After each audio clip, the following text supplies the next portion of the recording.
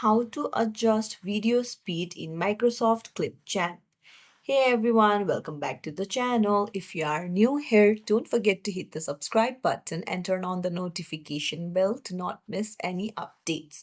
So in today's video, I'll show you how you can easily adjust the speed in your videos through Microsoft Clipchamp. Let's dive right in. Open up Microsoft Clipchamp, and after you have loaded your video, you'll be able to see various icons in the right hand side, and at the bottom you'll see speed. Just tap on it and then something like this will open up and you can see that it is set to 1x.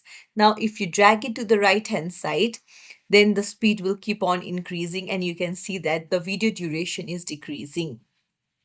And if you want to make the video slower, then just drag the slider to the left hand side. And there you can see the duration is increasing.